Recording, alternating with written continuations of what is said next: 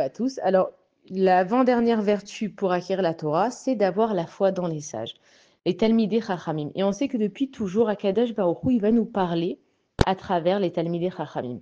On voit que au Har Sinaï, quand on a reçu la Torah, on a reçu les 2 premiers commandements de la bouche d'Akadosh Baruch Hu. Seulement, Akadosh Baruch Hu, il est tellement kadosh que à chaque fois qu'on entendait la voix d'Akadosh Baruch Hu, l'âme, elle sortait du corps, on faisait Triyat Ametim, on avait eu donc la résurrection des morts. Et au 3e commandement, on a dit, enfin les Bnei Israël, ils se sont plaints à Moshe Rabbeinu, ils lui ont dit, regarde, c'est trop pour nous de mourir à chaque fois. Est-ce que toi, tu peux nous donner, toi, les commandements à partir de la bouche d'Akadosh Baruch Hu? Et donc, à partir du 3e commandement, c'est Moshe Rabbeinu qui est devenu l'intermédiaire vraiment entre Akadosh Baruch Hu et les Bnei Israël. Et donc, les sages en Torah, c'est eux qui sont notre intermédiaire avec Akadosh Baruch Hu. Si on n'avait pas eu des sages qu'on avait écoutés à travers les générations, qui nous avaient guidés, qui avaient répondu à nos questions, qui nous avaient encouragés, eh ben, le peuple juif, il aurait simplement pas duré. On aurait été comme n'importe quel peuple qui, de temps en temps, fait des trucs un petit peu traditionnalistes. Mais il faut savoir que Akadosh Baruch Hu, il nous parle à travers les événements de la vie, il nous parle à travers les différentes personnes, mais surtout à partir des sages. Un sage, c'est une personne qui va consacrer sa vie à la Torah. Et donc, comme il n'y a pas plus important que la Torah, une personne qui va consacrer sa vie à la Torah, bien sûr qu'il devient en fait l'intermédiaire entre Akadosh Baruch Hu et la personne qui va le voir. Et on a l'habitude d'aller voir les sages. Maintenant, chacun ici dans son cœur qui sait qu'il doit écouter. Et on sait aussi, Baruch Hashem, aujourd'hui, les Talmidei Chachamim, ils ont quand même une réputation. On sait chez qui aller. Il y a des personnes qui sont plus spécialisées dans un tel domaine ou un tel domaine. Ça, c'est à nous maintenant de prendre le choix et de savoir vers qui se diriger. Mais on nous dit que si tu veux acquérir la Torah, il faut avoir la foi dans les sages. Des fois, quelqu'un, enfin un Talmid Chacham, il va te dire une chose et toi, tu comprends pas pourquoi il t'a dit cette chose-là.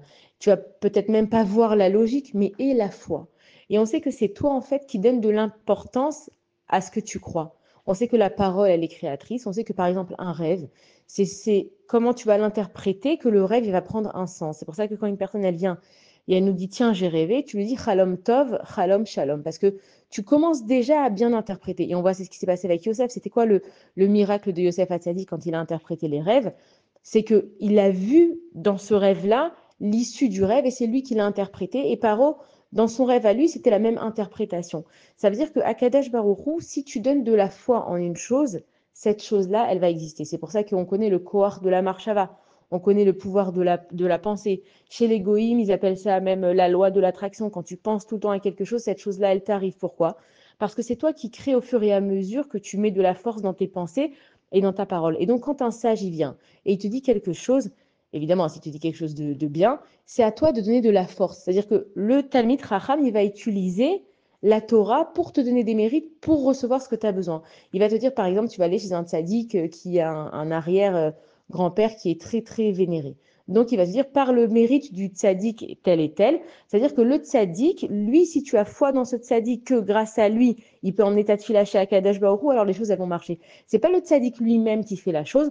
Toi, tu donnes de la émouna dans la parole du tzaddik qui va jusqu'à Akadosh Baruch Hu. Et donc, une des vertus pour acquérir la Torah, c'est de donner de la foi, de la émouna en ce qu'on te dit, en ce que les sages ils te disent. Si le sage il te dit Bezrat Hashem ça va aller, alors Bezrat Hashem ça va aller. Si le sage il te dit ça va prendre du temps mais elle va guérir, eh ben ça va prendre du temps mais elle va guérir. C'est à toi de donner la foi. Et de la même façon, quand on nous dit que Bezrat Hashem Akadosh Baruch Hu va nous délivrer et que si Dieu veut le Mashiach il va venir, eh ben on y croit, c'est tout. Nous on va pas chercher à faire les intelligents. Akadosh Baruch Hu nous a dit de croire. La base du peuple juif c'est d'avoir cru en un Dieu unique et de croire que ça va aller Bezrat Hashem toujours mis pour le mieux et que personne ne va pouvoir nous exterminer. Nous, on continue à croire, on a foi dans les sages et c'est ce qui va faire perdurer Bezrat Hashem, le peuple juif. Bonne journée à tous.